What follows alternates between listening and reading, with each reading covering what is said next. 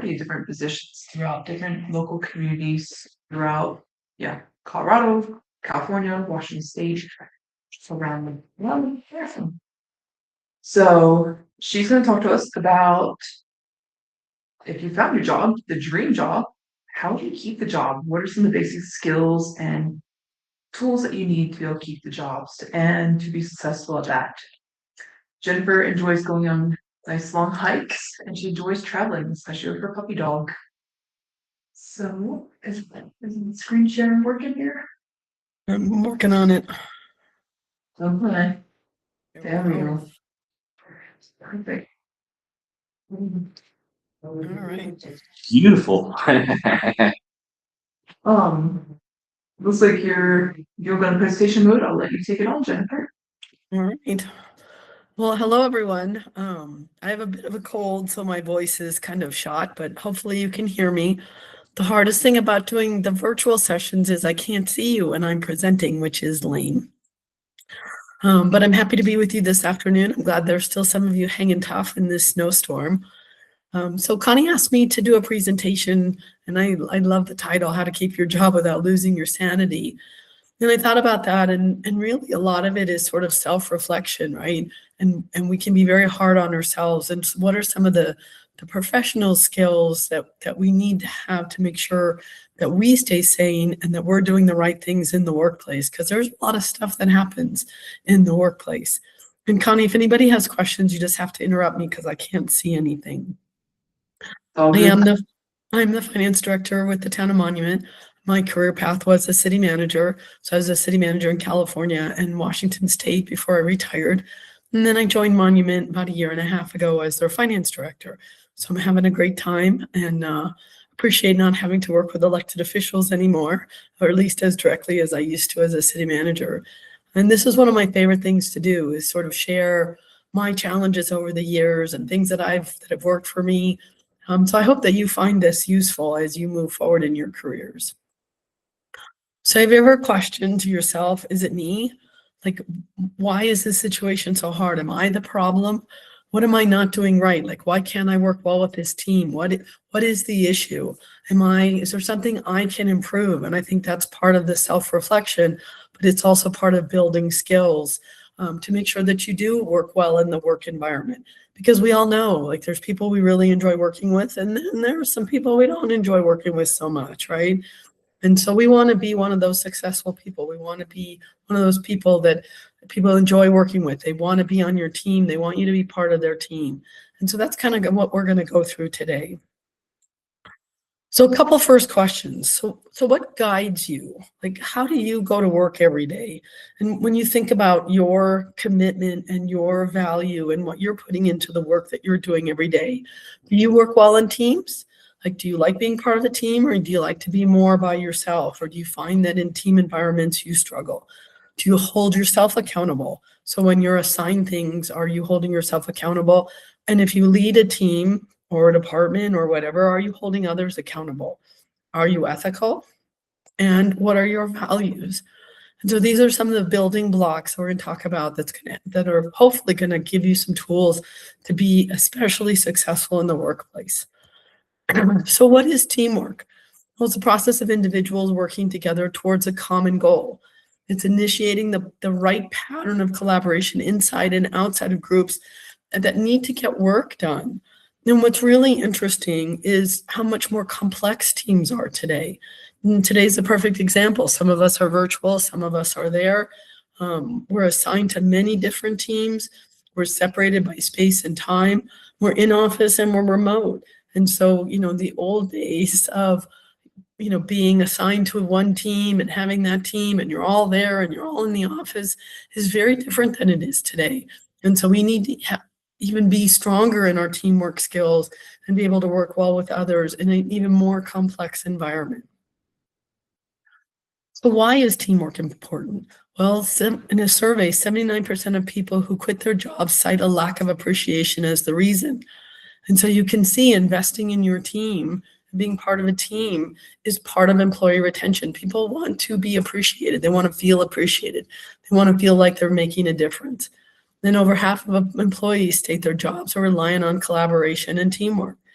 And so we've heard this word for so many years, like, right, there's a million teamwork books. There's so many articles, how important it is, but really getting down to the finite and just reminding ourselves how important it is. And it's always a good reminder for me, because when I put these kind of presentations together, I'm always reminded to go back and ask my team, are we working well together? Am I communicating well? Is everything, are your responsibilities clear? Because it can be a constant learning. Just because we took one course in teamwork and we think we're great at it, it's not. It's something we need to continue to do. And it's an easy place for us to fall short, especially during stressful times. So what are the benefits of teamwork? Well, I mean, time and again, they show it produces better work. When I was younger in my career, I would work so hard and I really wanted to be successful. And I thought that, I could do a project and whatever I brought forward was the best of my abilities. And then all of a sudden, like, I would find that, people had questions or I missed something. And it would be really devastating to me, because I thought I had done everything I could to bring forward a good project. And I did, but I can't do it on my own. Like, there are so many great perspectives out there. There's so many ways to look at things that whatever you're trying to produce, you can produce better with a team around you. So we can finish things faster, right? If everybody steps up and everybody's on board, we can finish things faster. Diversity produces more creative solutions. We look at things differently. We feel things differently. We have different knowledges. And so whatever we're trying to build, whatever we're trying to do, if you bring that diversity in and you bring those different opinions in, your solution's going to be even more creative and your product's going to be even better. And it helps all of us grow, right? So if I'm just sitting in my box and I'm doing my thing and I'm not growing outside of my own, I'm only learning what I'm learning by myself. And I learn so much more when I work on teams. And so it's a great way for people to grow, and it improves employee well-being. Now, not everybody likes to be, on a team. Some people are real introverts and they're super happy working by themselves, but really being a part of a team, and you have to recognize that if you have someone on your team who's a little bit more of an introvert or maybe a total introvert, how do you integrate them into the team so they're comfortable and productive and not overwhelming them in an environment maybe where they won't be as successful? It also helps soothe burnout, because we've got other people around us who are helping us and supporting us. It's motivational. It's motivating for me to be part of a team and working with other people. And it builds good communication skills. And that's one of the key parts of being successful in the work environment and not losing your sanity, is making sure that we're communicating. And communication is, I don't care how hard we try. It is just one of the most difficult things. We hear things differently, we interpret things differently, we say things differently, and the better we can get at our communication skills, the less issues, the less miscommunications, the less problems, the less missteps we're going to have in the workplace. But a key part of being part of a team is accountability. And so I've been on so many teams where accountability hasn't been part of the culture. And so what is accountability? It's individuals and teams taking full ownership of their actions, decisions, and results. It's about being answerable, not just to managers, but to your peers in the organization. And it's really this glue that holds high-performing teams together. And a team is only as strong as its weakest link. So the little cartoon in the corner is, you've got a problem with avoiding personal accountability. And the other guy says, yeah, whose fault is that? Right.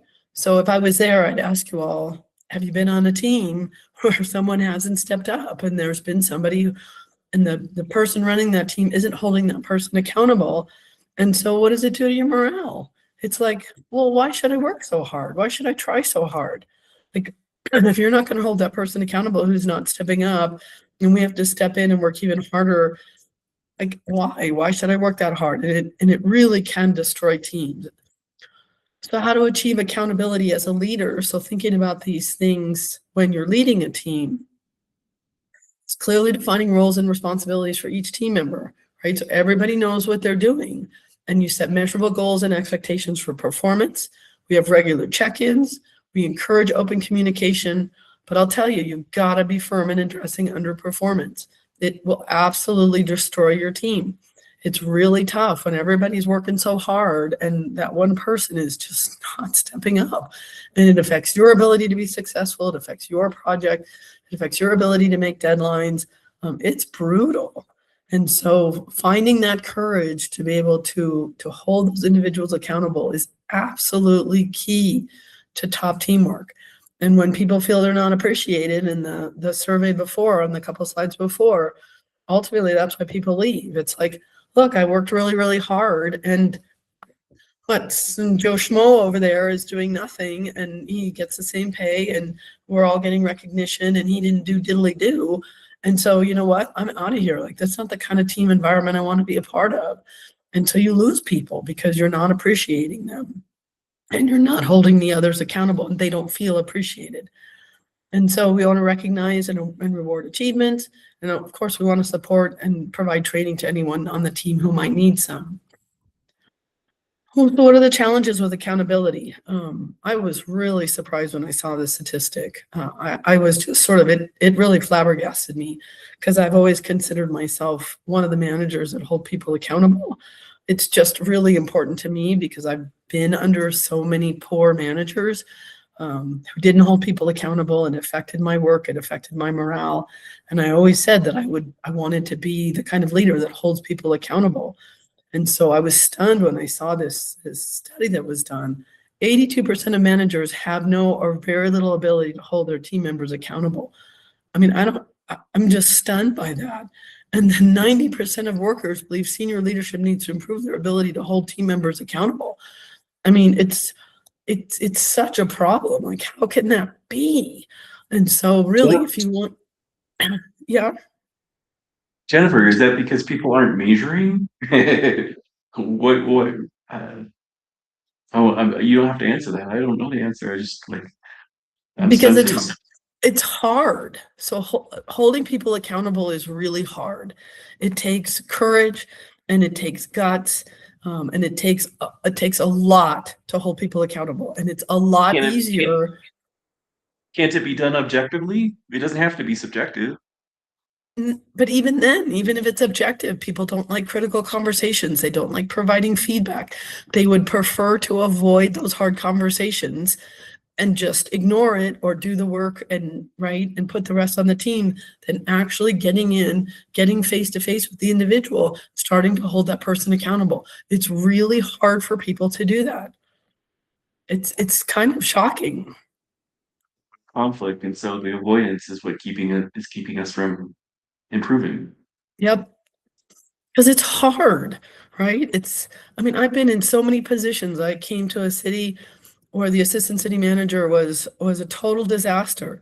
And the city manager, oh, I don't want to deal with it. I don't want to deal with it. So they moved him over into Parks and Rec, and he just wreaked havoc in Parks and Rec. Like, no, he had to go. And then I'm the one who has to fire him, because I oversee Parks and Rec as the assistant city manager. I mean, it's the right thing to do. I mean, the man has no business being in leadership. And instead of dealing with it, they put it off. And when I was the director of the animal shelter, that was one of the biggest things. The county took so many of their dysfunctional people and stuck them at the animal shelter, which was already dysfunctional. Like, oh, great. So you don't want to deal with these people. And when I worked with HR, I basically said to them, you know what, the county just literally needs to rent a building, maybe 5 stories, put a bunch of cubicles in it, and stick all the employees you don't want to deal with, put them all in there. And you'd save a ton of money, rather than this long, painful process that you make us go through.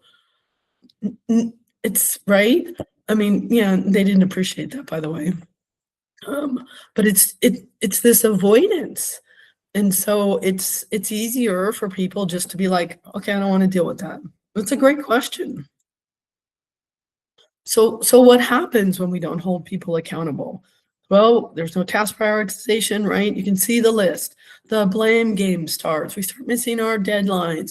You're pointing fingers at each other. You don't trust each other. I recently came from a team that I ran a little section in CDOT. Please don't ever work for CDOT. I ran a little section. I ran the busting program for CDOT for a year. And quite frankly, there were people I just didn't trust.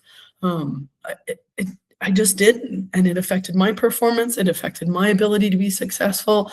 I could not build a good team relationship with these individuals. And so ultimately, after a year, I left because it's not a safe environment. It's not a teamwork environment. And so for me, that lack of accountability and issues with the leadership, it's just not a safe place. And so I wasn't able to do the things that I wanted to be able to do, that I was tasked to do, because there wasn't accountability. I'll tell you, for instance, I have a bus stop in my office, and it's called Elkstang. And I had a huge amount of money to run Bustang. And one of the things was to enhance ridership. So I had $5 million to improve ridership, right? So that's marketing, $5 million to do marketing. So I worked with our consultant, and there's a guy at the senior level who is the communications person who works directly for the executive director. And so he's on this marketing team, right? He's been there forever. And so we're working on this so Elkstang, in the summer months, Bustang takes people from downtown and the Boulder area up into Rocky Mountain National Park. And you don't need a reservation. It's super cool. You don't have to deal with the parking. You go right through the gate, blah, blah, blah, right? It's this fabulous service. And so we really wanted to highlight it. And so instead of calling it Bustang, we named it Elkstang. We did a whole marketing thing. We had the bus wraps in green, and it was an elk instead of a horse, blah, blah, blah, right? We worked super, super hard on this. And the whole time, remember, the marketing guy is in all of these meetings. And so when it goes to the executive director to be approved, she's heard nothing about it. And she was furious, and she says, I don't want this. I don't want to make the brand, less. I want it to be Bustang. Okay, well, that wasn't my job. I don't talk to the executive director. You have a communications director or manager or whatever he was to do that, who's been in all of these meetings. And so the whole program got canceled. And so we call it contraband. And so we, what do? We have all these bus stops. We have all the marketing materials, everything. And right, it got canceled or not approved. And so for me, those are things like, what kind of teamwork is that? And no one holds him accountable. He threw me under the bus as a, metaphorically speaking. So, right? Okay, so let's talk about ethics. So ethics is a system of moral principles, and it determines how people make decisions and lead their lives. And I asked you up front in the list of questions, are you ethical? Right? And it sort of makes people bristle, because it's like, of course I'm ethical. I'm a really ethical person. Well, yes, we think that. But remember, ethics requires us to give up the idea that an act is proper simply because it's permissible or legal. Right? And so if you remember back when we had the huge housing crisis, right, the banks got together and they figured out ways to give loans to individuals who in no way, shape, or form could afford those loans. No way. Was it legal? Yes. Was it permissible? Yes. But was it ethical? Absolutely not. Those individuals they had a balloon payment in, 5 or 10 years or whatever it was. Those individuals in no way could afford those loans. But the banks preyed on them. And then we had this huge housing crisis because all of these loans came due, or the balloon payments came due, or the interest rates went up, and people literally walked away from their homes. So we have to remember, just because it's permissible or legal doesn't mean that it's ethical. And ethics are also stationary and do not waver upon one's circumstances. So this is really important, because we get put into situations where our ethics get challenged. I was the assistant city manager in the city of Santa Monica. It was a fabulous job. I mean, it was, wow, what a city, what a place to be. I was hired by a city manager, and after 6 months, he decided that he was going to retire. And I had a great team. I ran all the external operations. They had so much money. I mean, it was a dream job. They hired a new city manager, and he was really, really unethical. And there's no way that I was going to do things that were illegal or unethical. He asked me to do some things that were illegal. I was not going to do that. He asked me to do things that were unethical. The way he treated staff was horrible. And after my whole time there was 18 months, I made the decision that I wasn't gonna stand for that, and that even though it was the job, I walked away because I'm not gonna do those things just because I'm in this fabulous job, right? And so we get very challenged, and we can convince ourselves on a lot of things when things happen. Are you willing to walk away from a job? Are you willing to report somebody? Do you realize when you're doing really well, then everything's great. You would never steal money from a friend. But what if all of a sudden you're in a situation where you literally don't have any money and you can't afford a meal? Does that make it okay to take money out of your friend's wallet because you want to eat? Right? So your situation can change, but your ethics never, ever, ever should. And so always remember that there's nothing that's worth giving up and straying from your ethics. And along with that come your values. So values are deeply held personal or cultural beliefs that guide actions, behaviors, and decisions. So there's a personal set that define your character. Who do you want to be? What kind of person do you want to be? A good person? Do you want to care about people? Do you want to give back to your community? There's a whole, if you look up ethics, or if you look up values, there's a whole list of values that are there that, might resonate with you. And then there's professional values, right? It's the things that guide you in the workplace. And that's more what I want to talk about today. So ever since I became a leader back in, I don't know, 2000, I guess it was, I set a set of values for myself, and I carry those today, even now, after all these years. And they're 5, and I can rattle them off. I expect my staff to deliver exceptional customer service because I believe in local government. We're here to serve our community.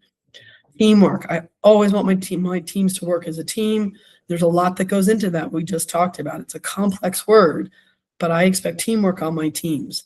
I expect people to provide a safe work environment, and that's both mentally and physically. So I will not tolerate any kind of mental abuse. I also won't tolerate if equipment is not safe. If something's broken, we're going to fix it. Everyone has a right to be in a safe environment. Innovation is another one.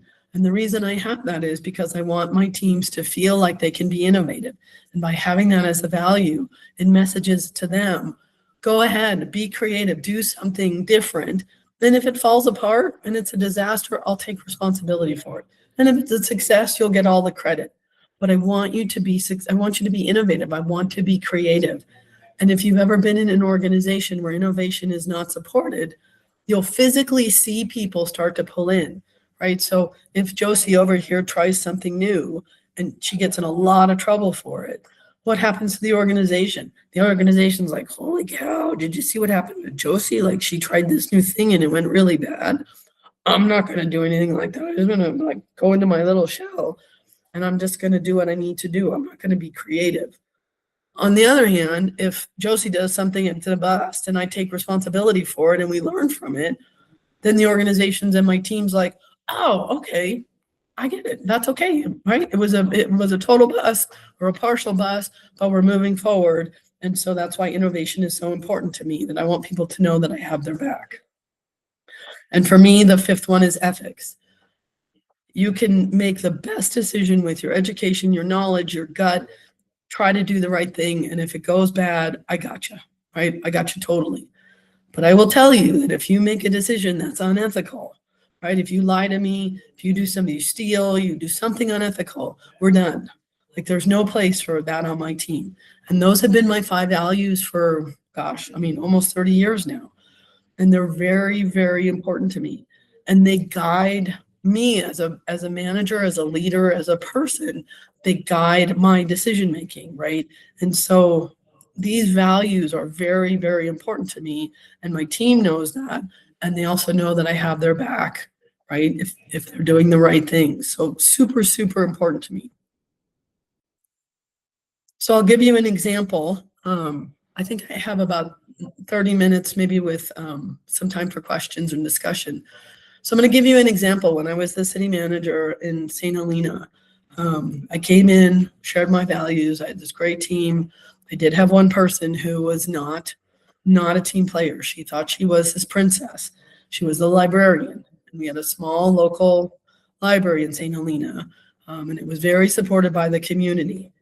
And so as I came on, and her name happened to be Jennifer, as I came on, I started to hear from different parts of the community, particularly the business community. This library costs $1 million a year to run, which is for a small community like St. Helena with 6,000 people is a huge amount of money. So, okay, what are we doing for $1 million? So let me start working with the librarian. Well, first of all, she's not there half the time. When I go to find her, I can't find her, right? So I don't know where she is. So there's no accountability there. She's been running Rockshop for years, and everybody apparently knew it. So I start to have conversations with her. I lay out my expectations. This is what I expect. I expect you to be there, blah, blah, blah, right? All of that. When my first year, it was very apparent we had a budget crisis. And it was pretty serious. I mean, St. Helena was close to going bankrupt. And so one of the first things I did in my first year was require everybody to cut expenses. And so when we went around the room and everybody laid out their budgets, everybody had cut, including police and fire. And it came to her and she came with a higher budget. And it's like, oh no, that's not going to work. And so we continued. I had one-on-one meetings with her. I told her, Jennifer, this is not going to work. This is my expectations, right? And I started holding her accountable. And ultimately, I made the decision to fire her. So I did everything based on my values. I set out my expectations. I held her accountable. And ultimately, I fired her. Well, it turned into a media nightmare because half the community that was super supportive of her lost their minds when I fired her. The other half was supportive but quiet, right? And so people started writing into the newspaper and people called for my termination and my resignation, and this was a catastrophe, and this was one of the best libraries in the United States, blah, blah, blah, blah. And they called it the Jennifer versus Jennifer war, right?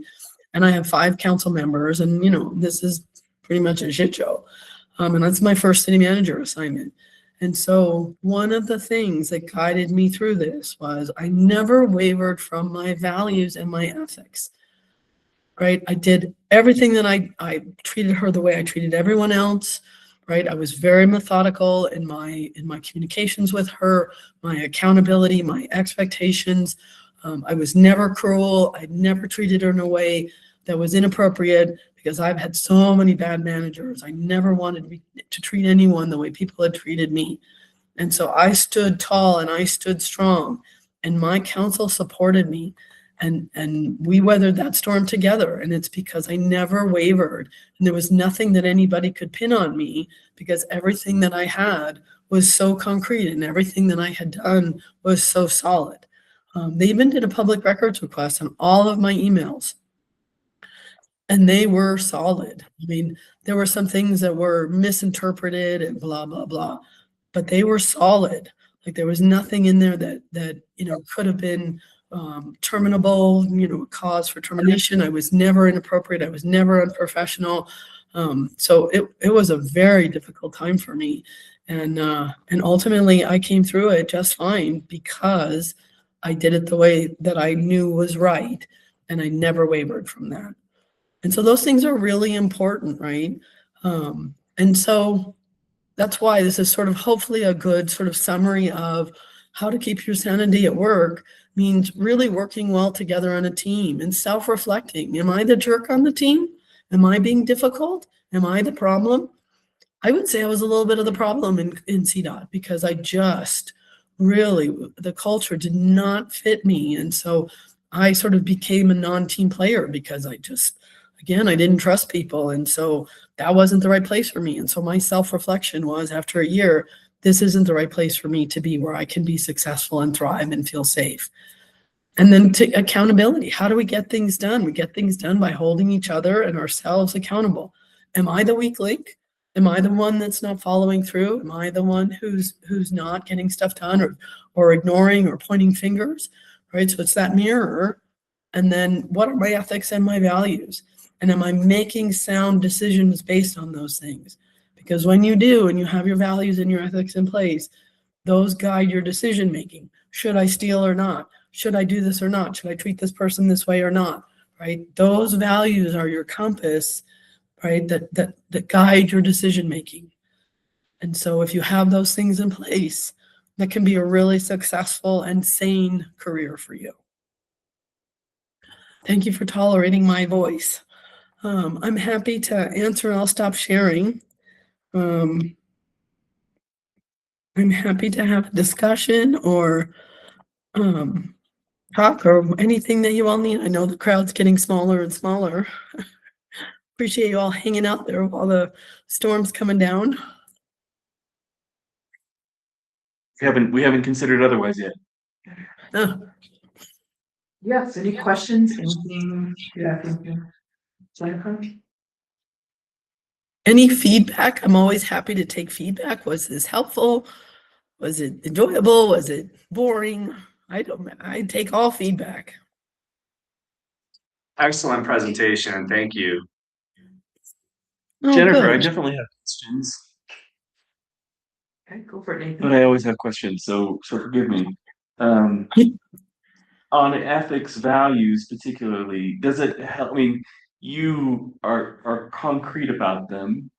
I have been in the past as well, but I also find that I learn from my experiences, right? I learn a new Mhm. of treating people or a new importance of a value. And so sometimes it's helpful, maybe, or is it helpful for you to review what it is that you believe in and to actively write it, just like we're actively trying to keep track of our resume and the accomplishments that we've accomplished over time. Have you had times where you felt like it was important to revisit and or reprioritize or introduce something you hadn't thought of before to your core beliefs? I do. They have served me well, but when I was in Santa Monica, the team actually challenged a weak link in my values, and they said they felt like creativity and innovation were missing, and we had a conversation about that, and they were absolutely right. And so I added innovation as one of my values because they gave me that feedback of how important that is for them to know that they can be safe and they can be innovative and creative. So that was super helpful, and it's very, when you look at ethics, right? I mean, there's so many things that have changed. And then I've always felt like for me, those words have worked. So people have integrity and honesty. Well, I consider that ethical behavior, right? I went to the Josephson Institute for Ethics and responsibility and accountability. And so for me, those have been very broad words. And as we got into inclusiveness and diversity, I've always felt that ethics and teamwork have encompassed those things, because if you're excluding someone, then you're not functioning as a high performing team, right? And so my expectation is that our teams are inclusive. And so I mean, I think you do. And I think as you grow and mature, I mean, it works in your own life too, right? I mean, I don't communicate with my sister because our values are so different. And I realized that was one of the foundations of the problem between us, is she just values things like money and I don't. And so, I mean, I like to have money, but I don't live my world around it. And so how do you connect with someone whose values are so different? And so it's just something that for me is just very, very important. Personally, I value my health. I just love being sick. I value my family and my friends, and there's things that I value too, right? But I agree, Nathan, that as we grow, we might adjust those and add to them or change them. Yes. Help to write them? I know you don't have to answer that either. I just think I've done that sometimes, and then the rehearsal of kind of expressing them helps to refine them a bit, or at least maybe refine the communication of them more effective. I don't know what you find. I mean, when I went to Bothell as the city manager, right, I did an all hands meeting and brought everybody together, and I did that spiel, right? I said, I'm here, these are my values, and it was super cool. Someone in the organization who's good at graphics took those values and put them into posters and put them all around City Hall on their own. And I'm telling you, I was really touched by that. Like, it was really that they got it and they heard it, and then it was visual. And so I'd never done that. I'd always verbally communicated them, and then to see them in writing was very meaningful to me. Jennifer, you bring up trust as something necessary for any functioning team. Can you give a couple examples of what builds trust for you, and maybe a couple more of where that what has happened to compromise that trust in your past positions? Absolutely. I just, for me, so let's use Bothell. That was my last city manager stint. So I came in as the new city manager. The assistant city manager had also applied for the position. There'd been a lot of political turmoil. The last city manager had been fired, and the organization was sort of half divided, right? And so people start to tell you things. And it was clear that the assistant director and the human resources director had a plan that he would become the city manager, and then the human resources director would become the assistant city manager. And so they had this whole thing laid out. So there's no way that I'm going to build trust with this individual who's obviously very angry that he didn't get the job. And so for me, those direct conversations, right?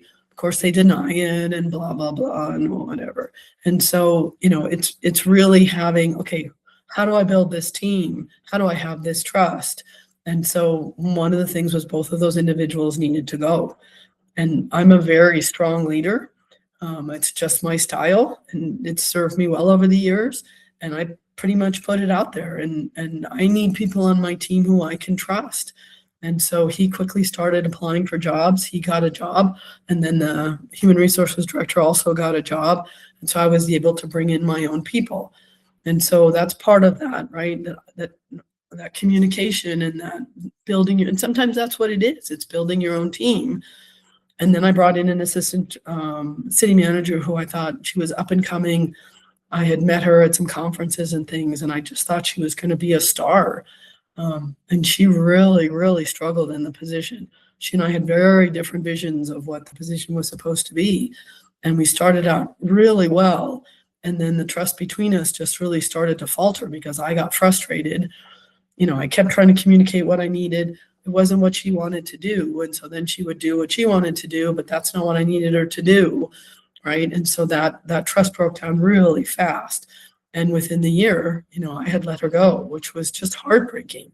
But we just never built that relationship and built that trust. Being on a team with people that, I work well with is really important to me. And then if there's someone on the team who's not stepping up, right? So I'm the one doing the work. I'm the one, right? I'm working on a project or whatever the case may be.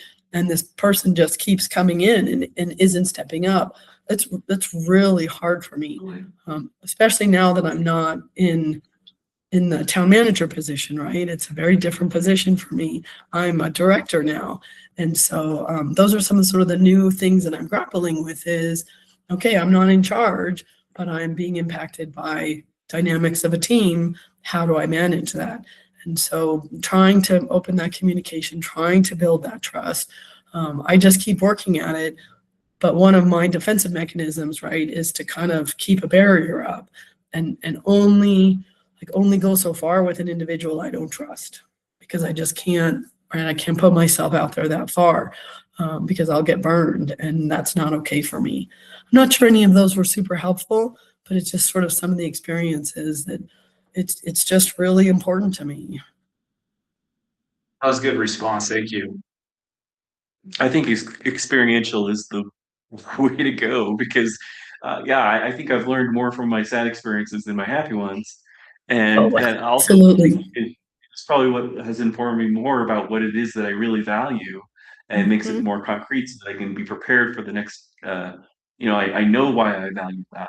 This is But when there's those conflicts, it was interesting that you were able to quote unquote force people out the soft way by informing them of what you believed, Mm-hmm. and then they recognize that they don't have those same values, or at least that Mm-hmm. same priority values, and then they found an exit. Mm-hmm. And I could see that happening in a negative way, but it's interesting that it could happen in a positive way when you're trying to express a positive value, and then that helps the people that don't ascribe to that positive value to find another place as well. Yep. It's really, I mean, it's the get on the bus or get off, right? And when you're a strong leader and you set that tone and you set those expectations, an organization will shift to wherever the power is. And so if there's dysfunction, 80% of the organization will then shift to the 20% or the 10% that are causing the dysfunction. But if you can shift that and minimize the dysfunction and bring the power back to the good, then 80% of the organization is going to shift and follow the good. It's just human nature. Humans don't want to be left behind. They don't want to be on the wrong side of the fence when there's a power struggle. And so then the 10% get isolated and they realize this isn't going to be the place for them. It's not 100% foolproof, but for me, it's worked over the years. So you want the momentum to be behind those positive efforts that you're trying to make, rather than having someone else's. Yeah. Yep.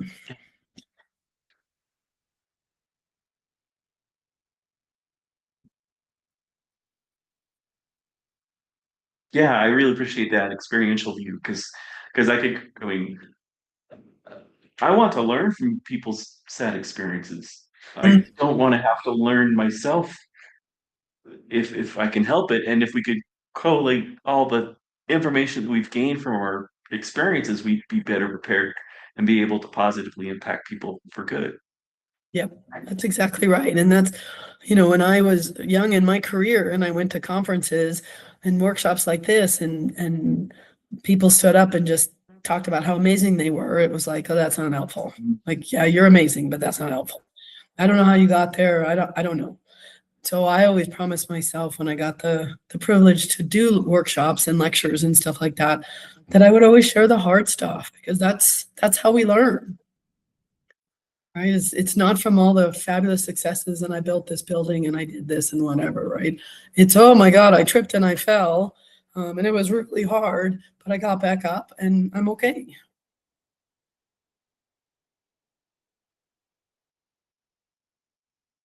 That's a good point. And I feel like just talking about how I got back up after I fell, after I messed up, after this disaster happened is really crucial because it'll help those come along. Mm-hmm. This is one way to do it. Mm-hmm. It also makes them, not afraid to talk about their vulnerabilities, not afraid to admit fault. Mm-hmm. That would be great because it goes a long way towards people actually being sorry and Mm-hmm. without having to, try to pretend to be bulletproof. Yeah. That And leads towards accountability, trust. right? Yeah. You gotta look back at yourself, right? Accountability. I mean, we're still part of the situation.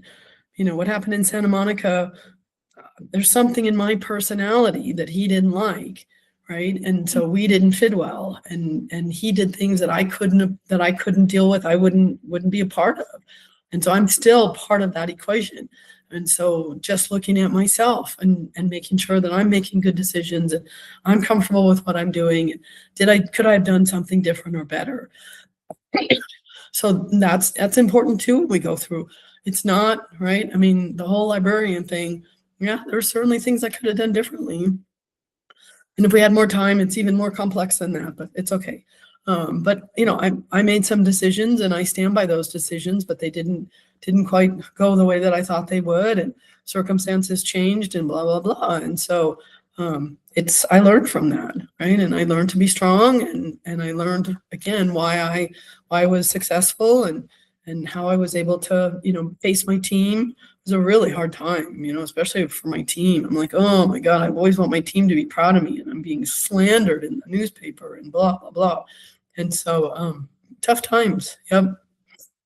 It's probably better to lose well than to win big Right. because it's harder. Mhm. Yep.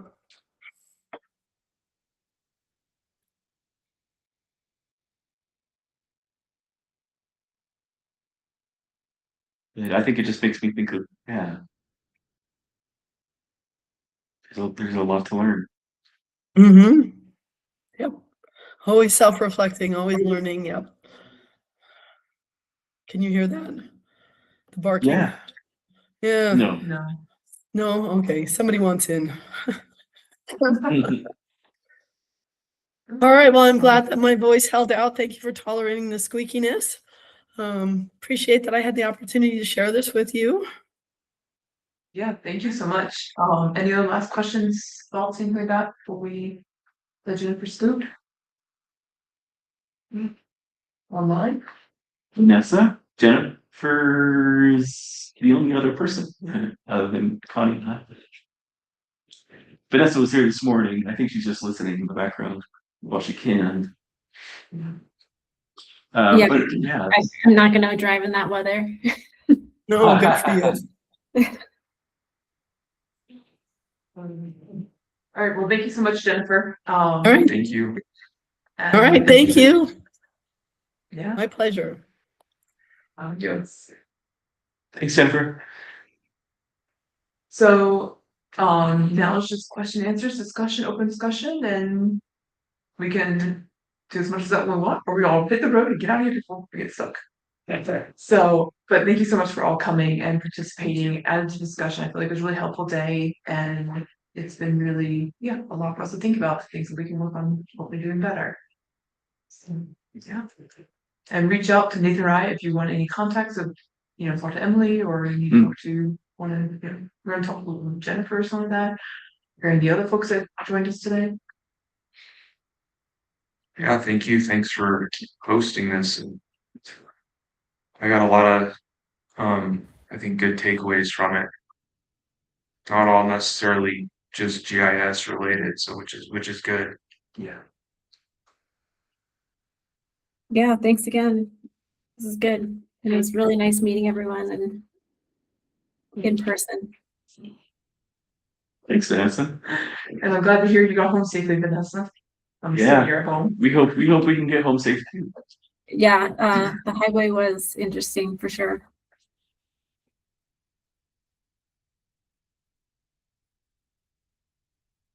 All right, if nothing else, then we can go ahead and close. Sure. Because meetings are adjourned. Well, it's really nice to meet y'all. Thank you Yeah, for nice to meet reaching you. out. It's a unique way to spend a day. So she's, yes. Stretch the mind a little bit.